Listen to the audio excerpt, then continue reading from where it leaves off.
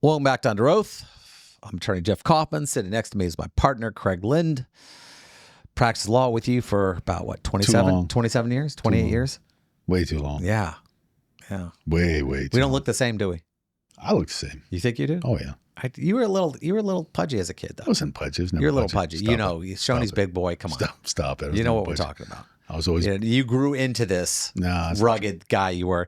You used to shave. I mean, those were the days you shaved. The day you had the collar. Every day was a tie.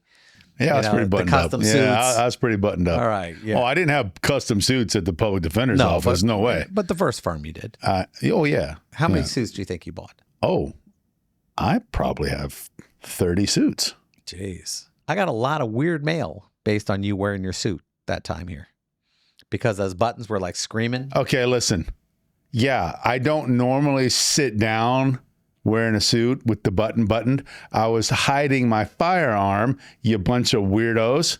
Why do you think my suit was buttoned up? Because I don't know to unbutton it when I sit down, or I was hiding a 45. I was hiding the 45. I didn't think that you would want to see it. But now that I know you want the suit jacket open, fine. You can see the, what do they call it? What do you call it? What do the Jewish people call that? The piece. Oh, Jewish people call it the piece. Was it just Italian the Jews people? alone? You think the Jew? You think we? Yeah, see, yeah. Well, yeah. Where's my yarmulke and my piece? You got it. Where's the matzo balls and my piece? You're the one that told me about. See? You're the one. It's the damn broads. That they make you told carry the me guns because you don't want to shoot somebody. About the Jewish mafia. You told me about it. Well, the original mafia was Jewish. Okay, well there you go. Murder Incorporated. People don't realize. We were the mob. Meyer Lansky, Jew. Anything that involved numbers, we were good at. So you guys use that phrase, the peace. Peace? It's not just Italian thing. What do you think now is the time? We used peace as like yesterday. He's got a piece on him. That's what they say. Well, I would just call it fire. They weren't like, it wasn't like Yiddish where they go, hey. Pistol, gun. I find Mordecai. He's got a piece. Packing heat. No, okay. But anyway, yeah. So next time I'll unbutton the jacket. You guys can see it. What's great about that is and now I'll get they crap have for a new wearing problem. it on the wrong side. Now they have a new problem. What? Who? Now, it's not the suit. Now, gun carrying attorney. Like your Yosemite Sam. Oh, come on. They knew by looking at me I was carrying one stop. Really? You look like you carry? Of course I do. Why? You look like you wouldn't need to carry. See, I would look like I need to carry. Somebody your girth, benches cars, doesn't need a gun. Well, it's not. You know what? I don't really even carry for me. Honestly, I would be the guy that tried to save somebody from being robbed or beaten to death. I would do that. I probably wouldn't even use it for me. Honestly, I wouldn't show it unless somebody else had a knife or a gun. You wouldn't even know I had it. I served 3 years in the Army. I fired expert with the 45, and I wouldn't carry one because bad stuff happens, and it happens normally by accident. You do something, you sat down wrong. My cell phone pops out of my pocket everywhere. Okay, well, hold on, because there's great debate amongst the people who actually carry. The people. The folks. The people. The good old the boys. folks. The good old boys. So here's the debate. Do you have it chambered or do you not have it chambered so that when you pull it out, you have to chamber around?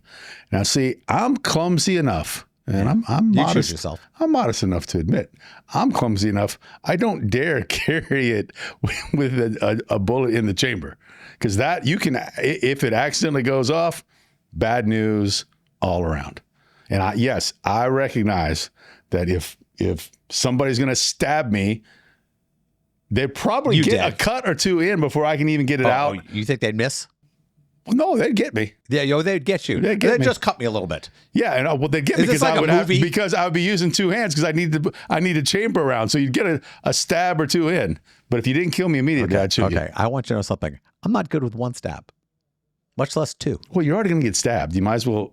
Well, if I'm too busy not running, I'm holding my ground. I really can't. You're a pincushion in 2 minutes. I can't really run that fast. I've seen you run. I used to run track. I was really fast when I was a kid, but you could step back. Can't run. I mean, that's what we do. We step back. Yo, I try to avoid. But you'd be like, hold on. Let me just get this.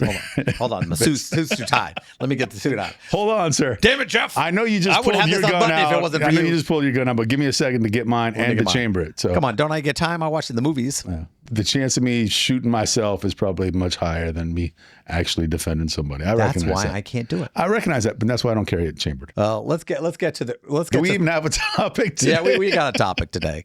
It actually was just handed to me before the show, and I like it. I like it because I think it's relevant. AI. I've taken a 6-month course on AI covering every piece of software that uses AI. And one of them was Midjourney. Well, Disney and Universal are suing Midjourney, claiming it lets users create images that replicate their copyright characters. Is that right? Yeah. So, for example, I want Mickey dressed as Luke Skywalker in the Jungle Book scene with Superman in the background. It'll do it. And they're suing, saying that these are licensed product, and it's the same thing as Napster. It's the same concept that they have that they're transferring protected licenses of product. Believe it or not, I actually have a friend, and he creates artwork, and he creates artwork that of copyrighted material all of the time. And he would sometimes have somebody try to get him in trouble over it. There is an exception for artists who use their own skill to create. So he can make one-offs. He can make something, and it can say Coca-Cola, but you can't do like 100 prints though. That he's painting, but he can't mass produce that. I remember. And he and here's how he almost got in trouble. He would do laser cuts of sports teams. Seattle Seahawks, Lakers, he'll do the logo with a laser cut and then put it in like a nice frame. And he sells those. And he doesn't have to give any sort of royalty to the teams or anything, because he does what he describes enough to qualify for it being an individual piece of artwork. Where does the AI fall in that? The law probably hasn't even caught up. Here's the thing. I think this applies. I also have artists who do one-offs on comic book. In fact, in every convention you go to, somebody will be selling prints of a character that they drew. They'll sell a bunch of Spider-Man prints or Batman prints or things like that, which I do agree are licensed product. Yes, you created it. It's not a one-off. You're making copies of it. That's a problem. Now, here's where it gets funny. AI is also a one-off. When you do this, you go, hey, create this. If you give it the prompt again, it'll create a completely different image. Yes, you could say use the image you just created, but normally that prompt will not deliver the same exact thing every time. And in fact, I do a prompt for birthdays, and I use the same prompt, but it's always different. And I put it in again, and it changes it. So I think it is a one-off. That seems to me like that's an argument for you have at least the right to sell it because it's unique. But they're not even selling it. What they're saying, and here's the argument Disney is making, that they get subscriptions and people pay $20 to join and all this other stuff, and that they're actually selling that. But Napster, had a different concept too on that. Napster didn't get paid. They were hoping later they'd go public, but Napster didn't make any money off that. So, I mean, when you think about it. So what is Disney's allegation? What Disney's saying that Midjourney made $2 million in revenue last year, $200 million in revenue last year, and that they technically are selling it.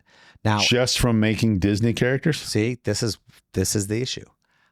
I think that's where they fail. Because if I was Midjourney, I would say, all right, you're going to claim that we do this and we make money off your product. Okay, we produce the people who use our product make, let's say, 10 million different images every day, which is probably close to what they do.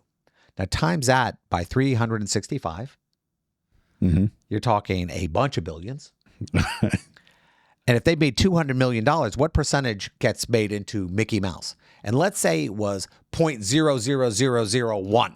All right, I'll write you that check because it's nothing. But again, these are one-offs. And their argument is that certain AI preclude the use of these things. Like if you type something, it won't allow you to do it. Like, for example, sex cases and things like that. Like if you type in kiddie porn, most of these sites will stop that. Well, and they're saying they have the ability to stop it. Isn't this an easy fix? Can't they just program the AI to not produce anything every possible character that replicates Disney characters? I think it's just too much. I think I could tell AI, hey, give me a picture of every single Disney character ever created, and it would spit out all those characters. Now, memorize these and don't make anything that looks identical to them in the future. There you go. Problem solved. But I'm not even a programmer. Disney, how about that? I'm telling I you, didn't even take an AI class. I'm going to tell you something right now, Disney. F around and find out. And this is what's going to happen. Do not upset people who are smarter in the use of technology than you. Because what's going to happen is this: we're going to go full porn with Steamboat Willie. And that porn writes itself. Okay? Steamboats Willies. Willie Steamboat. Poo porn. They're already making horror movies. You give people a reason to screw with you because they don't like you screwing with what they love, just walk away. Just walk away from it. You know, you can try to Disney to walk away from the pitchfork mob. Yeah, I'm telling you to do that. And if I was Midjourney, what they're teaching you is this: hey, set it up in Antigua. You don't have to be licensed in the U.S. Sue me where I'm at. You know, how'd that work out for Poker Stars? These two guys, one of the guys thought he could come back to the U.S., but the other two stayed. How are they doing now? They're doing great. They own the country club. They're living La Vida Loca, man. I mean, in the end, well, you can import America into your little community, exactly. especially if you're rich enough. Yeah. Like Florida shut down porn. I love it. Certain sites, the Canadian sites, but everywhere else in the universe, porn is still alive and well in Florida, without any registration, without any things that I heard. I read about on the internet somewhere. But I mean, I heard it on another podcast. There's always a way around it. So in this scenario, I think there's the one-off issue. There's the what do we actually make off your product?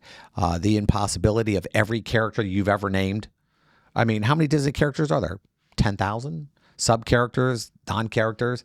And then they have to show how many anime sites have these weird Disney porn versions on them. Yeah, I wonder how many I wonder if they copyright every single image.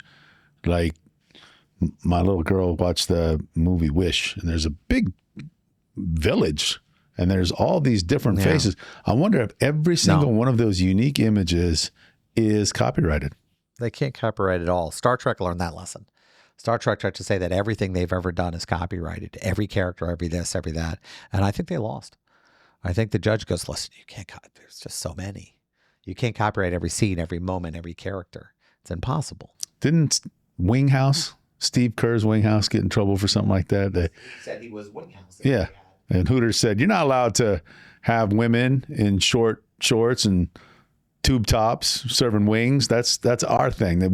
That's our copyright. We're the ones who take advantage of women, not you. To do that. We have a monopoly on exploiting people. Exploiting women. That's our thing.